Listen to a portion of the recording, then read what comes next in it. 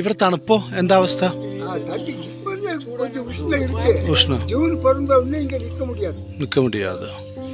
அது உங்க பாஷையில சொல்லுங்க. இதெல்லாம் அப்புறம் கஷ்டமாயிட்டு உஷ்ணத்தா ജൂൺ മാസം മഴ കാത്തു എക്കസക്ക. നീലഗിരി കുന്നുകളിലെ അവസാന ഗ്രാമത്തിലേക്കുള്ള യാത്രയിലാണ്. നമ്മൾ കിന്നക്കോറ എന്ന് കേട്ടിട്ടുണ്ടാവും. എന്നാൽ അവിടെ നിന്നും ഒരു 2-2.5 കിലോമീറ്ററും കൂടെ ഉള്ളിലേക്ക് സഞ്ചരിച്ചു കഴിഞ്ഞാൽ എത്തുന്ന ഒരു ഗ്രാമമുണ്ട്, ഇരിയസീഗൈ. പ്രാക്തന ഗോത്രവിഭാഗമായ ബഡുവാസ് താമസിക്കുന്ന ഹട്ടികളാണ് ഇവിടെയുള്ളത്. നമ്മുടെ സാധാരണ മഞ്ഞൂരിൽ നിന്ന് 10-30 കിലോമീറ്റർ സഞ്ചരിച്ചാൽ നമുക്ക് എന്ത് ചെയ്യാം, കിന്നക്കോറയിലെത്താം. എന്നാൽ കിന്നക്കോറയിൽ നിന്ന് അധികം ആരും എത്തിപ്പെടാത്തൊരു സ്ഥലമാണ് ഇരിയസീഗൈ. എത്ര വീടുകളുണ്ട്? കന്നഡയാണോ നിങ്ങൾ സംസാരിക്കുക?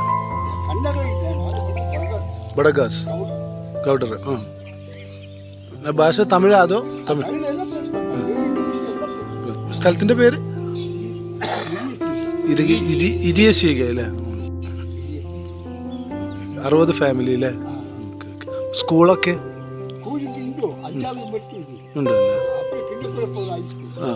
തമിഴോ കന്നഡയോ മലയാളമോ ഒന്നും അല്ലാത്ത ബഡുഗു എന്ന ഒരു പ്രത്യേക ഭാഷയാണ്, ആദിവാസി ഭാഷയാണ് ഇവർ സംസാരിക്കുന്നത്.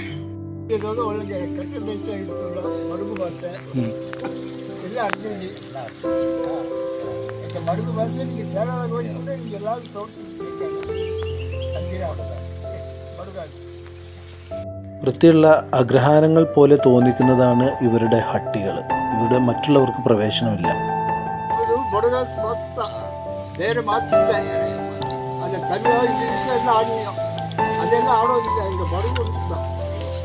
ഈ കാണുന്ന മലക്കപ്പുറത്ത് കേരളമാണ്. പുതൂർ പഞ്ചായത്ത്, മണ്ണാർക്കാട് ചിറ്റപ്പാടിയിലെ പുതൂർ പഞ്ചായത്താണ് ഈ മണ്ണാർക്കാട് താലൂക്കിൽപ്പെട്ട. ഊട്ടിയിൽ നിന്ന് ഏകദേശം 60 കിലോമീറ്റർ അകലെ ഒരു 45ഓളം എയർപിൻ ബെൻഡുകൾ കയറുകയും ഇറങ്ങുകയൊക്കെ ചെയ്തിട്ട് വേണം ഈ കിന്നക്കോറയിലും ഇരിയസീഗയിലും ഒക്കെ എത്താൻ. അവിടുത്തെ ഒരു പ്രത്യേകത എന്ന് പറഞ്ഞാൽ ഏകദേശം ഒരു വിർജിൻ ഫോറസ്റ്റ് അല്ലെങ്കിൽ വിർജിൻ ലാൻഡ്സ്കേപ്പ് എന്ന് വേണമെങ്കിൽ പറയാവുന്ന തരത്തിലുള്ളതാണ്. അധികം ആളുകളൊന്നും ഇങ്ങോട്ട് സഞ്ചരിച്ചെത്താറുമില്ല. പിന്നെ പലപ്പോഴും റോഡ് എന്ന് പറഞ്ഞാൽ ടേബിൾ ടോപ്പ് റോഡുകളാണ്. പലപ്പോഴും 2 സൈഡിലും റോഡ് മാത്രം, റോഡിൻ്റെ അപ്പുറത്തും ഇപ്പുറത്തും അഗാധമായ താഴ്വരകളും കൊക്കകളും ഒക്കെയാണ് ഉള്ളത്. പിന്നെ ഇവിടെ എന്ന് പറഞ്ഞാൽ കാട്ടികൾ, അതുപോലെ തന്നെ ഈ കേഴമാന്, കലമാനുകൾ, ഇവയൊക്കെ പകൽ സമയം പോലും കൂളായിട്ട് മേയുന്ന സ്ഥലവുമാണ്.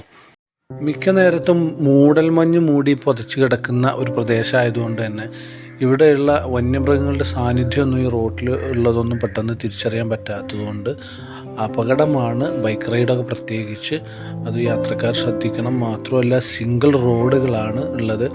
അതുപോലെ ഇരിയസീഗ ഒരു സഞ്ചാരികൾക്ക് പ്രവേശനമില്ലാത്ത പ്രദേശമാണ്. അപ്പോൾ അങ്ങോട്ട് ഒരു ചെക്ക് പോസ്റ്റ് ഉണ്ട്. അത് കടന്ന് അപ്പുറത്തേക്ക് അവരുടെ ഹട്ടികളുള്ള ഭാഗത്തേക്ക് പോയി കഴിഞ്ഞാൽ ഫോറസ്റ്റ് വകുപ്പ് ഫൈനൊക്കെ ചുമത്താനുള്ള സാധ്യതയുണ്ട്. ഇരിയസീഗയിൽ നിന്നൊരു മല കയറി മറിഞ്ഞ് താഴേക്ക് എത്തിക്കഴിഞ്ഞാൽ അത് അട്ടപ്പാടിയിലെ മുതൂർ പഞ്ചായത്താണെങ്കിലും അങ്ങോട്ട് പ്രോപ്പറായിട്ടുള്ള വഴിയൊന്നുമില്ല, കാട്ടുപാതകളുണ്ട് എന്ന് ഇവിടുത്തെ ബഡുവാസ് പറയുന്നുണ്ട്. എങ്കിലും അതിൽ സഞ്ചാരികൾക്കൊന്നും പ്രവേശനമില്ല, പ്രത്യേകമായി ശ്രദ്ധിക്കുക.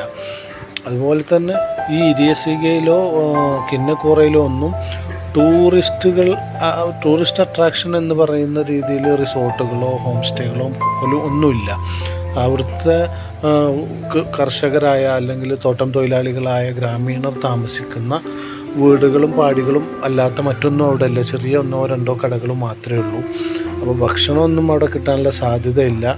അതുപോലെ തന്നെ ഒരു ടൂറിസ്റ്റ് ഡെസ്റ്റിനേഷൻ എന്നുള്ള നിലക്ക് പോവാതെ അവിടുത്തെ വളരെ റിമോട്ടായിട്ടുള്ള ഒരു തമിഴ്നാട്ടിൻ്റെ അവസാന ഭാഗത്തുള്ള ഒരു ഗ്രാമത്തിൻ്റെ സ്വച്ഛന്ത, വന്യത, അതിൻ്റെ ആ ഒരു പ്രകൃതി, അത് കാണാൻ ഒന്ന് പോയിട്ട് പോരാം. ആ കാടിനെ, ആ നാടിനെ, ആ ഗ്രാമീണതയെ, ആ നീലഗിരിയുടെ സൗന്ദര്യത്തെ അതൊന്നും കേടുവരുത്താതെ, പ്ലാസ്റ്റിക് മാലിന്യങ്ങളൊന്നും അവിടെ നിക്ഷേപിക്കാതെ കണ്ട് ആസ്വദിച്ച് മടങ്ങിപ്പോരാൻ പറ്റുന്നവർ മാത്രം അങ്ങോട്ട് പോവുക.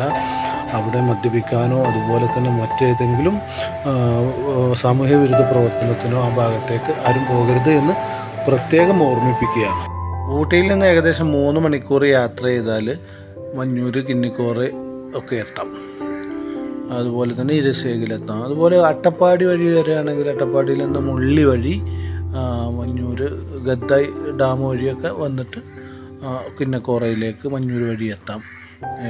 ഏതായാലും ഒരു വല്ലാത്തൊരു ഫീലായിരിക്കും ഇവിടെ എത്തിക്കഴിഞ്ഞാൽ എന്നുള്ളത് മാത്രമാണ് ഇവിടുത്തെ ഒരു പ്രത്യേകത. ഇവിടുത്തെ പ്രകൃതിയാണ് ഇവിടുത്തെ ആ ഒരു പ്രകൃതി അതിൻ്റെ യഥാർത്ഥ രൂപത്തിൽ നമ്മുടെ മുന്നിൽ ഇങ്ങനെ തുറന്നിട്ടിരിക്കുന്ന ആ അവസ്ഥ, അതാണ് ഇവിടുത്തെ ഒരു ഹൈലൈറ്റ്.